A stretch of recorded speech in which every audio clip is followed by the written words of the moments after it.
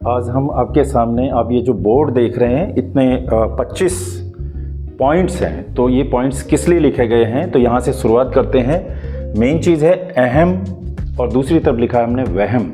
काफ़ी लोग कहते हैं कि जब तक अहंकार रहेगा तब तक आपको आत्मज्ञान नहीं होगा, तब तक आपके अंदर आत्मबल नहीं होगा, तब तक आपको सत्य का पता नहीं चलेगा, तब तक आपको ईश्वर के दर्शन नहीं होंगे, तब तक आप सही जीवन नहीं जी पाएंगे। कि जो अहंकार है उसका नाम है अहम और दूसरी तरफ है वहम। तो जितना बड़ा वहम आपके दिमाग में होगा, आपके मन में जितने वहम होंगे उतना ही आपके अंदर अहम होगा। अहम का मतलब होता है अहंकार। बाहर के अंधेरे को अंधकार कहते हैं और अंदर की गलतफहमियों को, अंदर के वहम को, अंदर के अंधेरे को अहंकार कहते हैं। अहंकार दूर नहीं किया जा सकता, तभी तो हो नहीं रहा लोगों का। कैसे हो जाएगा जब दूर ही नहीं किया जा सकता? तो क्या दूर किया जा सकता है? अहंकार की जगह वहमकार दूर किया जा सकता है।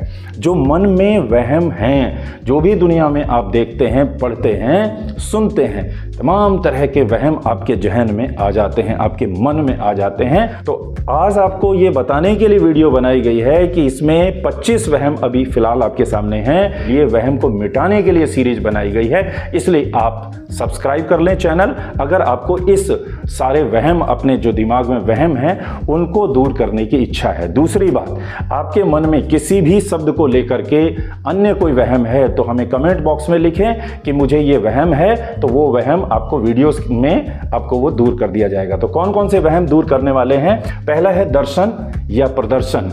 दर्शन हमेशा अंदर होते हैं और प्रदर्शन हमेशा बाहर होता है। बहुत बड़ा वहम है लोगों का कि दर्शन बाहर हो जाएंगे, दर्शन भीतर होंगे और प्रदर्शन बाहर होंगे, राइट। अब दूसरा देखते हैं सागर मंथन, प्रशांत या अशांत। इसका क्या मतलब है? आपने सुना होगा सागर मंथन हुआ था, महासागर मंथन हुआ था, बिल्कुल हुआ था। लेकिन क्या वो प्रशांत महासागर का मंथन हुआ था, वो पानी वाले महासागर का मंथन हुआ था, या ये मन का अशांत महासागर का मंथन हुआ था? आप समझ गए होंगे कि वाकई ये सोचने वाली बात तो है कि वो पानी वाले महासागर का अगर मंथन होता है तो उसमें तो मछली और केकड़े निकलेंगे। उसके अंदर क्या निकलेगा? या अंदर जो चीज़ें पड़ी है वो निकलेंगी। यहाँ पर जो मंथन होगा प्रशांत महासागर नहीं, अशांत महासागर का मंथन हुआ था। और इसमें से क्या क्या निकलेगा, क्या क्या निकला था, उस पर हम बात करेंगे। अगला जो वहम है यानी गलतफहमियां, वहम माने गलतफहमियां। तो तीसरा है ऊपर वाले से मांगो। ऊपर वाले से मांगो, जब भी मांगो ऊपर वाले से मांगो। ये भी प्योर गलतफहमी है। आपको ऊपर वाले ने सब कुछ नीचे देकर भेजा है, कंप्लीट भेजा है। आपको बनाना सीखना होता है और बांटना सीखना होता है। जो भी बोओगे वही काटोगे, यानी जो भी आप बांटोगे वही आप काटोगे, ठीक। तो ये भी गलतफहमी आपकी दूर होगी, ये भी वहम आपका दूर किया जाएगा। चौथा है भगवान का सहारा या इशारा। भगवान आपको सहारा देते हैं या इशारा देते हैं, ये भी गलतफहमी आपकी दूर होगी कि भगवान सहारा कभी भी नहीं देते, केवल इशारा देते हैं। और जो बुद्धिमान लोग होते हैं, जो सरल स्वभाव के होते हैं, वो उसके इशारे को समझ जाते हैं। और जो गलतफहमी का शिकार होते हैं वो हमेशा सोचते हैं कि मुझे ईश्वर का सहारा मिलेगा। और डिटेल में हम अभी बात करेंगे, एक एक वीडियोस में बात करेंगे, लेकिन पहले आप थोड़ा सा समझ लीजिए। पांचवा है गुरु और शिष्य। गुरु हमेशा गुरु बनाता है, जो जैसा है वैसा ही तो बनाएगा। गुरु हमेशा गुरु बनाता है और जो गुरु शिष्य बनाता है वो असल में गुरु नहीं है, वो शिष्य ही है, वो चेला ही है, क्योंकि वो चेले बना रहा है। तो याद रखिए, जो भी गुरु है वो गुरु ही बनाएगा, वो अपने जैसे ही बनाएगा। इसके बाद आगे बढ़ते हैं प्रेम और मोह। ये दोनों अलग चीज़ हैं। प्रेम क्या चीज़ है? प्रेम आपको मुक्ति देता है, आपको बड़े से बड़ा बनने में, अच्छे से अच्छा बनने में, सच्चे से सच्चा बनने में आपकी मदद करता है। और जो मोह है, प्यार है, वो बांधता है, वो छोटा करता है आपको, वो सीमित दायरे में बांधता है आपको। कौन? प्यार। और जो प्रेम है वो आपको असीमित करता है।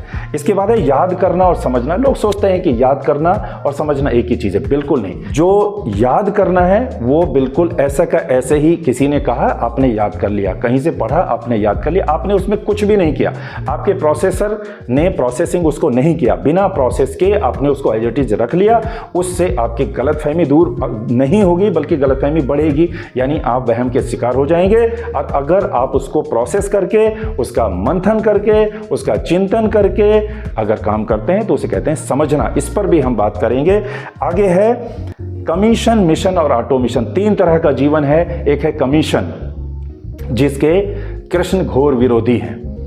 कृष्ण जो चाहते हैं वो चाहते हैं ऑटोमेशन। तो 3 तरह के जीवन जी रहे हैं लोग, 3 ही तरह के काम हैं। एक है कमीशन बेस्ड, एक है मिशन बेस्ड, एक है ऑटोमेशन बेस्ड। और कमीशन बेस्ड क्या होता है? जितना पैसा उतना काम, पैसा दोगे तो काम होगा, जो मिलेगा तो करूंगा। मिशन क्या होता है? मिलकर करते हैं, मिलकर करते हैं, लेकिन होता वो कमीशन ही है, बड़ा होता है थोड़ा, तो मिलकर बांट लेंगे, मिलकर काम करेंगे और मिलकर बांट लेंगे। उन्हें पहले से ही पता होता है कि हम कौन सा काम कर रहे हैं और इससे क्या मिलने वाला है, वो मिशन है। बहुत सारे मिशन हमारे देश में चल रहे हैं, पूरे संसार में चल रहे हैं। मिशन लेकर के लोग बहुत सारा काम करते हैं। तीसरा है ऑटोमेशन। ऑटोमेशन में क्या होता है? जब आप स्वभाव में आ जाते हैं, जब आपके सारे वहम खत्म हो जाते हैं, जब आपका गलतफहमियां सारी समाप्त हो जाती हैं और आप सत्य को जान जाते हैं, तो आपका जो जीवन है वो ऑटोमेशन पर चलता है। फिर आपको सब कुछ साफ साफ नजर आता है। फिर आपको कोई भी टारगेट बनाने की जरूरत नहीं, कोई मिशन बनाने की जरूरत नहीं, क्योंकि आपकी लाइफ हो गई है ऑटोमेशन। तो आपको चुनना है तीनों में से, आपको कमीशन बेस्ड लाइफ बढ़िया लगती है, मिशन बेस्ड या ऑटोमेशन। तो इस पर भी हम बात करेंगे, इस पर भी आपको वीडियो मिलेगा। इसके बाद है लॉ ऑफ अट्रैक्शन या law of connection. Law of attraction और लॉ ऑफ कनेक्शन, इसमें से एक गलतफहमी है, या तो लॉ ऑफ कनेक्शन या फिर लॉ ऑफ अट्रैक्शन।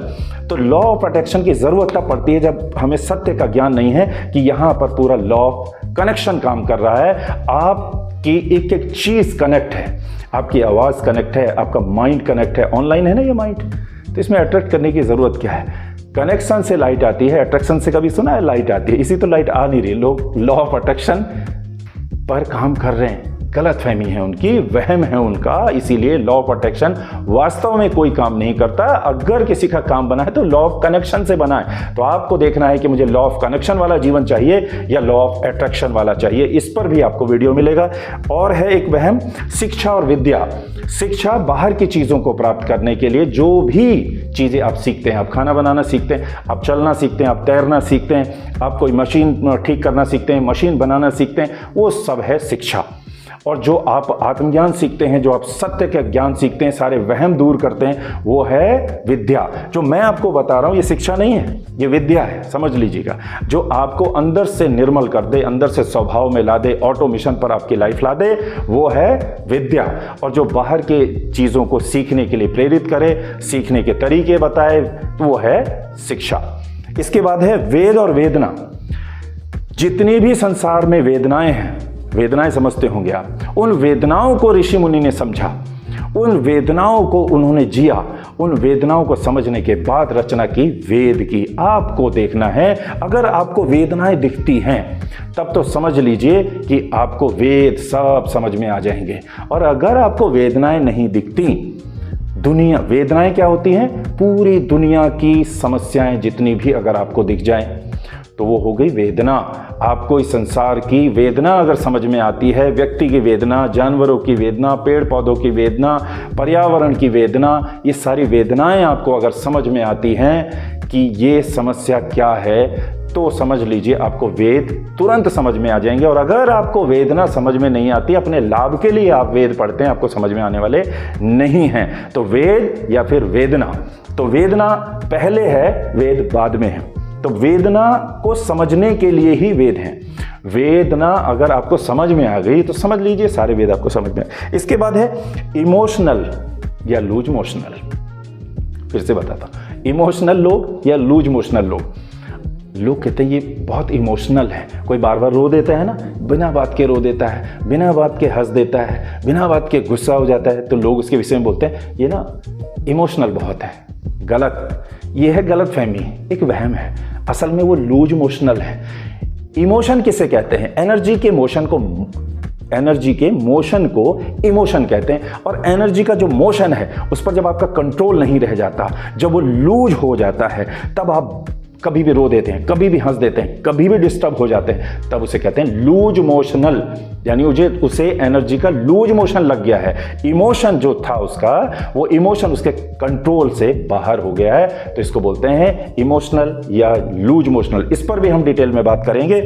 इसके बाद देखते हैं समय काट रहा हूं। आपने सुना होगा कभी बहुत बार कि मैं, क्या हो रहा है भाई आजकल, क्या चल रहा है? बोले साहब समय कट रहा है। समय कभी नहीं कटता, हमारी ऊर्जा कटती है, हम कटते हैं, हमारा वहम कटता है, हमारा अहम कटता है, या फिर हमारी ऊर्जा कटती है। आपको देखना है समय का कौन काट लेगा।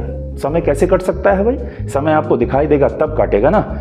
ये जो घड़ी समझ में आ रही है आपको, ये समय नहीं है, ये तो समय बता रही है। समय जो समाया हुआ है यहाँ, वो समय है, उसको कैसे काट सकते हैं? आज तक कोई पैदा हुआ है जो समय को काट दे? नहीं। समय को किस चीज से काटेंगे आप? किसी चीज से। जब वो कट ही नहीं सकता, जब वो दिख ही नहीं सकता, तो कट कैसे सकता है? तो लोग गलतफहमी में, वहम है उनको कि मैं समय काट रहा हूं। जी नहीं, वो खुद को काट रहा है, वो खुद की एनर्जी को काट रहा है, अपनी एनर्जी को वेस्ट कर रहा है। लेकिन उसे बेचारे को पता नहीं है। खुद को तो कह नहीं सकता कि मैं खुद को काट रहा हूं, मैं धीरे धीरे कट रहा हूं, धीरे धीरे कमजोर हो रहा हूं, धीरे धीरे मेरी एनर्जी लॉस हो रही है। तो गलतफहमी में क्या कह देता है? समय को काट रहा हूं। समय तो उसको कुछ कहने वाला नहीं है कि भैया तुम काट रहे हो या नहीं काट रहे हो। ठीक है, आगे है टाइम इंपॉर्टेंट है या माइंड। बड़ी भारी गलतफहमी, बड़ा भारी वहम पाल रखा है। साहब टाइम बहुत इंपॉर्टेंट है। आपसे पूछना चाहता हूं, टाइम इंपॉर्टेंट है या माइंड? या आप जीवन जो जीते हैं वो टाइम के अकॉर्डिंग जीते हैं या माइंड के अकॉर्डिंग? माइंड अगर आपका शार्प है, माइंड अगर आपका क्लैरिटी देता है, माइंड से अगर एनर्जी जनरेट होती है, आप नए नए चीज़ें करते हैं, आपके अंदर नए नए आइडियाज़ आते हैं, तो माइंड में आते हैं। तो माइंड डेवलपमेंट कीजिए, टाइम डेवलपमेंट रहने दीजिए। टाइम के साथ माइंड फ्री है या माइंड के साथ टाइम फ्री है? दो में से एक काम करना पड़ता है ना। तो आप या तो माइंड टेबल बना लीजिए या टाइम टेबल बना लीजिए। जितने भी लोग टाइम टेबल बनाते हैं उनका ये थोड़ा सा हिला हुआ है। अगर ये सही हो जाए, इसका प्रोसेसर चलने लग जाए, माइंड एकदम ओके हो जाए, तो उनको टाइम टेबल बनाने की ज़रूरत ही नहीं। मैं कभी टाइम टेबल नहीं बनाता, मुझे ज़रूरत भी नहीं टाइम टेबल बनाने की, क्योंकि माइंड टेबल बना हुआ है ना। आपको तय करना है माइंड को इंपॉर्टेंस देनी है आज के बाद या टाइम को देनी है, आपको तय करना है। इसके बाद आगे बढ़ते हैं मनोबल और आत्मबल। आपने बहुत बार सुना होगा, इतनी शक्ति हमें देना दाता, मन का विश्वास कमजोर होना। तो दो तरीके के बल होते हैं, एक होता है मन का बल और एक होता है आत्म का बल। अब इन दोनों में से एक झूठा है और एक सच्चा है। आज के बाद आप समझ जाइए कि ये मनोबल है, ये आत्मबल है। मनोबल कम और ज्यादा होता है, मनोबल बाहर से आता है, मनोबल एक झूठी चीज है, मनोबल उधार का है, वो ज्यादा देर टिकता नहीं है। जैसे ही सत्य का पता चलता है मनोबल गायब हो जाता है। आत्मबल जागता है, अगर ये एक बार जाग गया तो कभी सोता नहीं। तो दो ही तरह के लोग हमारे देश में हुए हैं, एक मनोबल से कार्य करने वाले, एक आत्मबल से कार्य करने वाले। कैसे पहचानोगे? किसी को अगर धन मिल गया, उसका मनोबल बढ़ गया, धन चला गया, मनोबल घट गया। किसी ने तालियां बजा दी, मनोबल बढ़ गया, किसी ने गालियां दे दी, मनोबल घट गया। अपने मन की हो गई, मनोबल बढ़ गया, मन की नहीं हुई, मनोबल घट गया। किसी से शादी करनी थी, अगर हो गई तो मनोबल बढ़ गया, उससे नहीं हुई तो घट गया। फर्स्ट आ गए, मनोबल बढ़ गया, फेल हो गए, घट गया। बाहर की जितनी भी चीज़ें हैं उन पर आधारित होता है मनोबल। जो भी आपने मन में मान रखा है उससे उत्पन्न होने वाले बल को मनोबल कहते हैं। और एक आत्मबल होता है जो परमात्मा से डायरेक्ट लिंक हो जाता है, जिसका उसके पास आत्मबल होता है, जो आपका स्वयं का होता है। उसी से आप जीवन जी सकते हैं और मनोबल से भी जीवन जी सकते हैं। मनोबल से जीवन जिएंगे तो कभी सुख आएगा, कभी दुख आएगा, कभी कम हो जाएगा, कभी बढ़ जाएगा, ये अप डाउन करता रहेगा। लेकिन अगर आप आत्मबल जागृत कर लेते हैं तो आपका आत्मबल एक बार जागृत हो गया तो आपकी आत्मा जागृत हो गई तो फिर वही परम हो जाएगी और वो परम से मिल जाएगी। आप जीते जी ऐसा जीवन जिएंगे, इतना विराट जीवन जिएंगे कि आपको कभी भी मनोबल की आवश्यकता ही नहीं पड़ेगी। आपके जीवन में बाहर कुछ भी हो रहा हो, आप पर रत्ती भर भी फर्क नहीं पड़ेगा। तो उसको बोलते हैं आत्मबल। तो आपको तय करना है दोनों में से आपको क्या चाहिए। इस पर भी आपको वीडियो मिलेगी। अभी यहाँ पर सिर्फ 25 पॉइंट है, बहुत सारे पॉइंट हैं, आप निश्चिंत रहिए। आगे बढ़ते हैं। आत्म, आत्मा और परमात्मा। आत्म भी सुना है आपने, आत्मा भी सुना है, परमात्मा भी सुना है। ये तीनों का मतलब क्या है? आत्मा माने स्वयं, आत्मविश्वास, आत्मग्लानि।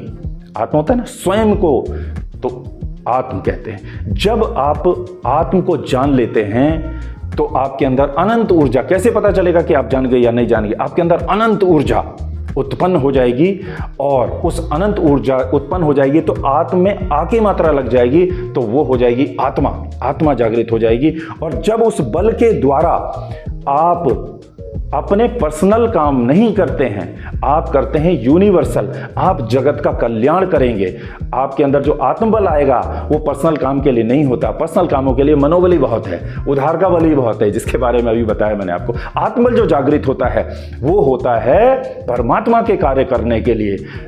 तो परमात्मा के जब आप कार्य करेंगे, जगत का कल्याण आप जब करेंगे, तो आपकी जो आत्म है वो आत्मा वही बन जाएगी परम, और परमात्मा से वो मिल जाएगी। और आपको जो भी दिशा निर्देश मिलेगा फिर वो परमात्मा से मिलेगा। वो आपका पर्सनल नहीं होगा, वो आपका यूनिवर्सल होगा। तो ये है आत्म, आत्मा और परमात्मा का कॉम्बिनेशन, इनका सही अर्थ। इसके बाद आगे बढ़ते हैं। शिव वर्सेस शव।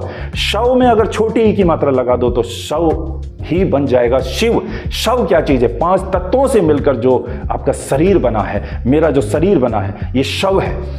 आपने देखा होगा कि जो भी शव होता है उसके अंदर 5 तत्व हमेशा होते हैं। उसके एक्सपायर होने के बाद भी उसमें से फिर कम क्या हो जाता है? कम हो जाती है जो अनंत ऊर्जा है, जो वहां से कनेक्शन है वो कट जाता है। उसके शरीर में जितनी ऊर्जा है उससे ये शरीर चलेगा नहीं।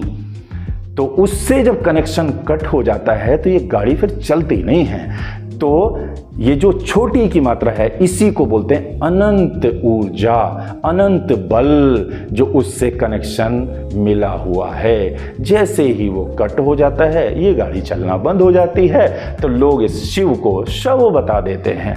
इसके बाद हम बात करेंगे बदला वर्सेस बदलाव। दुनिया बदला लेने में तुली हुई है। कैसे बदला लेती है? जो मेरे साथ हुआ वही मैं अपने बच्चों के साथ करूंगा। जो टीचर कहता है कि जो मुझे जैसी पढ़ाई कराई गई, मुझे भी रट्टाफिकेशन कराया गया, मुझे भी मेमोराइजिंग कराई गई, मुझे भी पिटाई की गई, मुझे भी मुर्गा बनाया गया, मैं भी बनाऊंगा। मैं भी डांट फटकार खाया था, मैं भी डांट फटकार दूंगा। मुझे भी याद करने को कहा गया था, मुझे भी रट्टा लगाने को कहा गया था, मैं भी बच्चों से रट्टा लगाऊं। ये बदला है। एक होता है बदलाव। इस देश को बदलाव की ज़रूरत है। आपको मेथड को बदलना होगा, गलतफहमियों को दूर करना होगा, वहम को दूर करना होगा। वहम दूर हो गया तो अहम स्वतः दूर हो जाएगा। वहम के साथ अहम फ्री। वहम दूर कर लीजिए, अहंकार छू मंतर। अहंकार को इस अलग से आप ना देख सकते और ना दूर कर सकते। जब देख ही नहीं सकते तो दूर कैसे? लेकिन वहम को देख सकते हो, तो वहम को ठीक कर लीजिए, अहम ठीक हो जाएगा। चमत्कार या आविष्कार आपको तय करना है। आपका देश चमत्कार में नंबर 1 बन जाए या आविष्कार में नंबर 1 बन जाए। ये देश में 2 चीजें हैं, या तो चमत्कार या आविष्कार। आप क्या चाहते हैं? आपका बच्चा चमत्कार करे या आविष्कार करे? दिल पर हाथ रखकर बताइएगा। आपका स्कूल क्या चाहता है कि आपके स्कूल के जो बच्चे हैं वो आविष्कारक बने या चमत्कार दिखाएं? तो चमत्कार में हो सकता है कुछ लोगों का भला हो जाता हो, लेकिन आविष्कार में सबका भला होता है। लाइट का आविष्कार हो गया ना, सबका भला।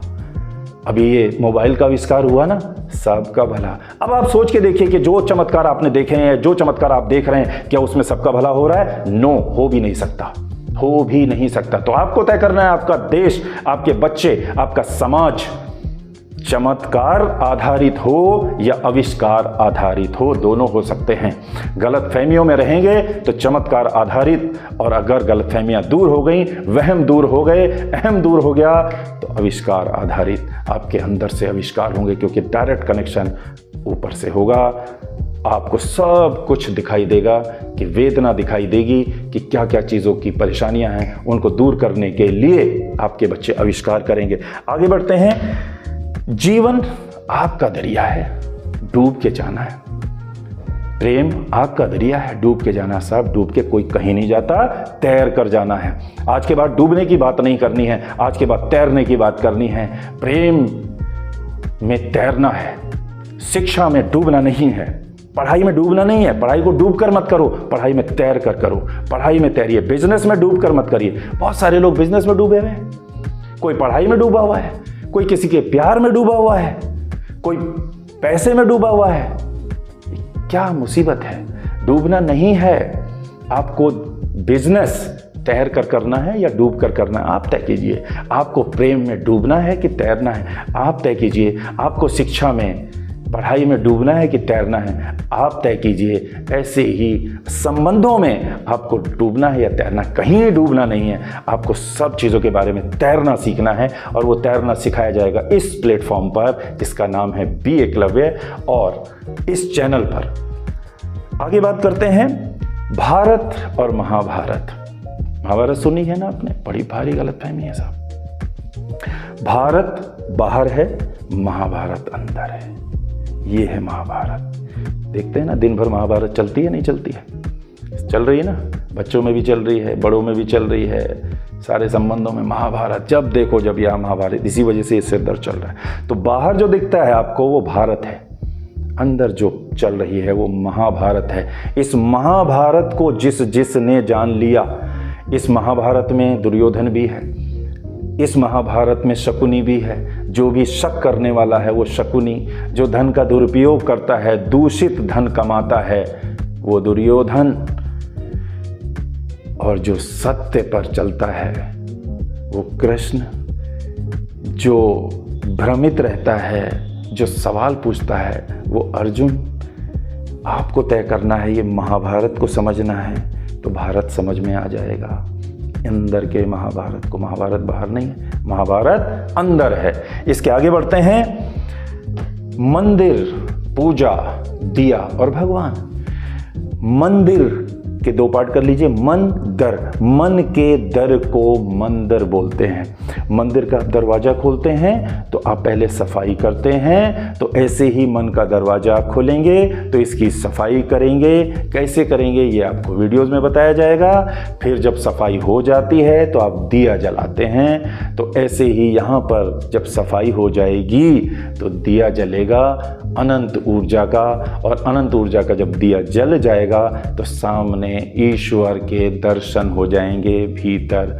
तो बाहर का मंदिर क्या कहता है, बाहर की पूजा क्या कहती है? वो ये कहती है कि बाहर का प्रतीक को समझकर आप ये समझ जाइए कि अंदर भी एक मंदिर है, अंदर भी आपको पूजा करनी है। पूजा का मतलब होता है, इसके दो पार्ट कर लीजिए। पूर्ण जागृत मन को पूजा कहते हैं। तो जब आपका मन, अंदर दिया जल गया, अंदर सफाई हो गई, दिया जल गया, ये पूर्ण जागृत हो गया, तो इसकी आपकी पूजा हो गई। पूजा हो गई तो भीतर आपको ईश्वर नजर आ जाएंगे, और भीतर नजर आ गए तो बाहर सारा कुछ उसी का तो स्वरूप है, वो आपको दिख जाएगा। अंदर स्वरूप दिखेगा, बाहर रूप दिखेगा। फिर से सुनिए, अंदर स्वरूप दिखेगा, अंदर रूप नहीं दिखेगा। अंदर कल्पना मत कर लीजिएगा कुछ भी, अंदर दिखेगा स्वरूप और बाहर दिखेगा रूप। लेकिन पहले जब तक स्वरूप नहीं दिखेगा तब तक रूप में भी आपको आनंद नहीं आएगा, कहीं ना कहीं कुछ कमी रह जाएगी। इसके आगे बढ़ते हैं। विधि का विधान है, ये भी बहुत सुना होगा आपने। विधि, चाय बनाने की विधि, लिखने की विधि, कार चलाने की विधि, लाइट बनाने की विधि, खाना बनाने की विधि, सबकी विधि है साहब। तो विधि का विधान है, जो भी आपको दिखता है वो सब विधान है और किसी ना किसी विधि से है, ठीक है। और वो विधि नेचुरल भी हो सकती है और अननेचुरल। अगर वो विधि नेचुरल है तो इस नेचर को कोई नुकसान नहीं, सब बढ़िया। और अगर वो विधि हुई अननेचुरल तो फिर ये प्रॉब्लम है। तो आप, विधि का विधान है, विधि कभी दिखती नहीं है, विधान दिखता है। तो विधि ही विधाता है। विधि, विधाता, विधान। विधि ही विधाता है, और विधाता से पहले है विधि कोई की जो विद्या जानता है। विधि की विद्या जो जानता है वही जानता है विधाता को, और विधाता को जो जान गया वही जानेगा उसके विधान को। तो विधाता का विधान नहीं है, विधि का विधान है। इसके आगे बढ़ते हैं। स्वतः और परतः। जब सारी परतें का वहम हट जाएगा तो फिर जो रह जाएगा उसे कहते हैं स्वतः। स्व की तह, जो स्वतः होता है वो जीवन आपका यानी ऑटोमेशन जीवन फिर चालू हो जाएगा। तो ये सारी परतें हटाना जरूरी है जिन्हें वहम कहते हैं। फिर है मालिक और माली। या तो सबका मालिक एक है या फिर सब के सब माली हैं। आपको तय करना है सबके सब माली बन जाएं या सबका मालिक एक है। मालिक क्या करता है? फल को देखता है। फल आया नहीं आया, अब देखिए कोई भी बाग का मालिक है फलों को देखेगा, है ना। और जो माली है वो जड़ों को देखेगा, वो देखेगा। पर प्रॉब्लम कहाँ है? वो प्रॉब्लम के प्रोसेस को देखेगा और जो मालिक है वो फल को देखेगा। यानी माली जो है वो प्रोसेस को देखेगा। तो कृष्ण किसकी बात कर रहे हैं? मालिक की या माली की? माली की बात कर रहे हैं कि कर्म की चिंता कर वो माली बनाना चाह रहे हैं। आप प्रकृति को देखिए, ये पूरी प्रकृति मालिक है या माली है? सबका पालन पोषण करती है। मालिक पालन पोषण नहीं करता, माली पालन पोषण करता है। आपको हवा देती है, आपको पानी देती है, आपको सब कुछ देती है। तो ये माली का काम है। तो माली हमको माली बनाने के लिए कह रहा है। अपने बच्चों से पूछिएगा आप कि मैं घर का मालिक बन जाऊं कि माली? आपके बच्चे क्या चाहेंगे? वो चाहेंगे हमारे घर में माली हो, माता पिता माली हो, मालिक ना हो। मालिक से सब दुखी हैं, तो माली बन जाइए। तो मालिक वर्सेस माली आपको तय करना है कि माली वाला जीवन जीना है या मालिक वाला जीवन जीना है। अगर घर में माली हो, स्कूल में माली हो, यानी कोई भी प्रिंसिपल वो भी माली, सारे टीचर माली, सारे रिश्तेदार माली और सारे पेरेंट्स माली, तो सारे बच्चे भी तो क्या बनेंगे? माली। पूरे संसार में अगर सब लोग मालिक बनने छोड़ दें और सब लोग माली बन जाएं तो ये पूरा चमन कैसा हो सकता है आपको अंदाजा लग जाएगा। तो ये मैंने अभी आपको कुछ पॉइंट्स बताए, इनमें एक एक दो दो पॉइंट्स पर रोजाना वीडियोस मिलेंगे। मैंने जैसा वादा किया था एक दो आपको क्लियर कर देता हूं। सागर मंथन, प्रशांत महासागर, तो आपको बता दूं मैं, जो प्रशांत महासागर है, बाहर का जो महासागर है, उसमें मंथन कभी नहीं हुआ था। कभी भी करके देख लो, उससे आपको कुछ मिलने वाला है नहीं। लेकिन अशांत महासागर ये है, इसका ही मंथन हुआ था। और इसका जब आप मंथन करेंगे तो कैसे करेंगे? अपने पूरे जीवन, जो आपने पूरा जीवन जिया है, जितने लोगों के साथ जीवन जिया है, उन पर यदि आप पूरा वृत्तांत लिख लें, यानी वो सारा पानी इकट्ठा कर लें। इसमें पानी माने जो भी आपने जीवन जिया है, आपका बचपन, आपके टीचर, आपके पेरेंट्स, आपके दोस्त, जो भी अच्छी घटनाएं, बुरी घटनाएं, जो भी कुछ हुआ है, उसको कहानी के रूप में आप लिख लें। ठीक है, ये हो गया पानी। अब उस पर आप प्रश्न बनाएं। मेरा बचपन कैसा था? मुझे कौन से सब्जेक्ट से डर लगता था? मुझे कौन से टीचर अच्छे लगते थे? कौन से टीचर से मुझे डर लगता था? मेरे मम्मी, मेरे पापा का व्यवहार मेरे प्रति कैसा था? मेरा व्यवहार उनके प्रति कैसा था? मेरा व्यवहार टीचर के प्रति कैसा था? मुझे कौन से सब्जेक्ट में पढ़ाई अच्छी लगती थी? कौन से सब्जेक्ट की पढ़ाई अच्छी नहीं लगती थी? मुझे कहाँ कहाँ जाना अच्छा लगता था, कहाँ जाना अच्छा नहीं लगता था? मेरा किसी से झगड़ा होता था या नहीं होता था? होता था तो क्यों होता था? क्यों, क्या, कब, कहाँ, कैसे? इस तरह से पूरा पानी में मंथन कीजिए, पूरे जीवन को मंथन कीजिए। 200-300 उसके प्रश्न बनाइए और उनको आप फाड़ कर फेंक दीजिए। तो क्या होगा ये भी बता देता हूँ। पहले जब मंथन करोगे तो उसमें से निकलेगा विष। विष किस रूप में निकलेगा? बहुत सारी आपकी गलतफहमियां, वहम टूटेंगे, तो वो आंसुओं के रूप में विष निकलेगा। अब वो आंसू आपको सहने हैं, ठीक है? वो आंसू की बौछार किसी और पर नहीं करनी है। तो उसी को कहते हैं कि वो जो विष था, वो जिसने पी लिया वो बन जाएगा शिव। उसके अंदर अनंत ऊर्जा जनरेट हो जाएगी। जब आप प्रश्न बनाएंगे तो आपको स्वयं करके देखिए, 200-300 प्रश्न अपने जीवन पर बनाइए। आध्यात्मिक हो जाइए। आध्यात्मिक का मतलब होता है आत्म के अध्ययन को अध्यात्म कहते हैं। अध्यात्म नहीं है, आत्मा का अध्ययन नहीं है, आत्म का अध्ययन, स्वयं का अध्ययन। स्वयं का अध्ययन माने क्या? जो भी पास्ट जीवन जिया है वो समझने के लिए है, वर्तमान जीने के लिए है और फ्यूचर कल्पनाओं के लिए है। तो आप कल्पना में मत तैरिए, आप वर्तमान में जिएंगे तब जब आप पास्ट को समझेंगे, अपने सारे रिलेशन को आप समझेंगे, अपने स्वास्थ्य को आप समझेंगे, अपने समाज को आप समझेंगे जो आपके यहाँ पर है। आपने जो भी पास्ट में किया हुआ है उसको सबको लिखिए, उन पर प्रश्न बनाइए, उन पन्नों को फाड़ कर फेंक दीजिए। ये मन का मंथन हो जाएगा और पहले विष निकलेगा और इसके बाद अमृत निकलेगा। अनंत शांति मिलेगी आपको, अमृत का एहसास होगा। इसके बाद आपके अंदर नए नए आइडियाज़ आना चालू हो जाएंगे। आप जो भी काम सीखना चाहते हैं उसके लिए आपके पास में अनंत ऊर्जा आ चुकी है। उस ऊर्जा का इस्तेमाल कीजिए नए नए काम को सीखने के लिए और नए नए काम को करने के लिए और जगत के कल्याण के लिए। जगत के कल्याण में ही आपका कल्याण छुपा हुआ है, वो स्वतः हो जाएगा, उसके अलग से कोई चिंता करने की आपको ज़रूरत नहीं है। तो ये था प्रशांत महासागर का मंथन या अशांत महासागर। इस अशांत महासागर को शांत महासागर में बदलना चाहते हैं तो आप इसका मंथन कीजिएगा जरूर। अगली वीडियो में आपको और दूसरे जो फार्मूले हैं, बहुत सारे वहम हैं, मैं इनको फार्मूला कहता हूँ, दुनिया इनको वहम कहती है, तो वो वहम निकालने के लिए आपको फिर से दूसरी वीडियो में हम लोग इसके बारे में बात करेंगे। Thank you.